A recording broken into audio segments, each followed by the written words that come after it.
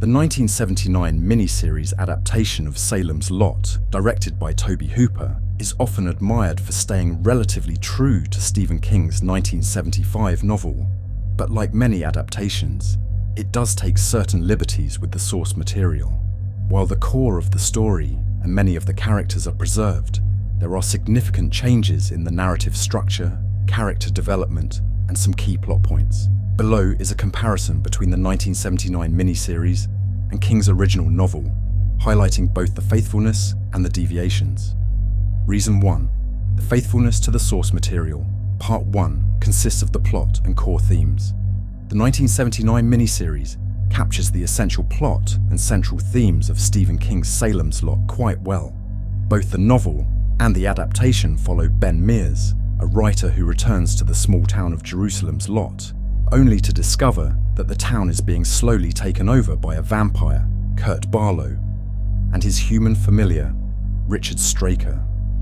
The miniseries retains the novel's core themes of small-town life, isolation, and the slow, creeping spread of evil that corrupts a seemingly idyllic community.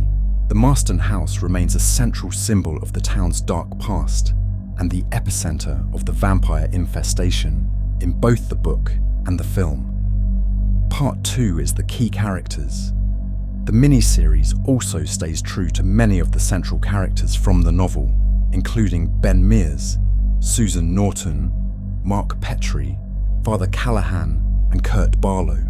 These characters are depicted in a way that aligns closely with their literary counterparts. Ben Mears, played by David Soul, is portrayed as a writer haunted by his past, much like in the novel, where he returns to the town both to confront his childhood fears and write about the Marston house. Mark Petrie, played by Lance Kerwin, retains his resourceful, monster-savvy nature. In both the novel and the miniseries, he plays a key role in fighting against the vampires despite his youth. Susan Norton, played by Bonnie Bedelia, is shown as Ben's love interest, and her fate, turning into a vampire after being captured, remains a significant turning point, as it is in the book. Part 3 consists of atmosphere and tone. The miniseries successfully mirrors the novel's creeping, atmospheric dread.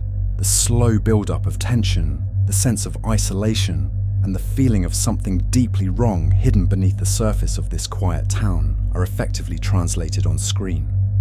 Hooper's use of fog, dim lighting, and the eerie presence of the Marston house help evoke the novel's gothic, haunted tone.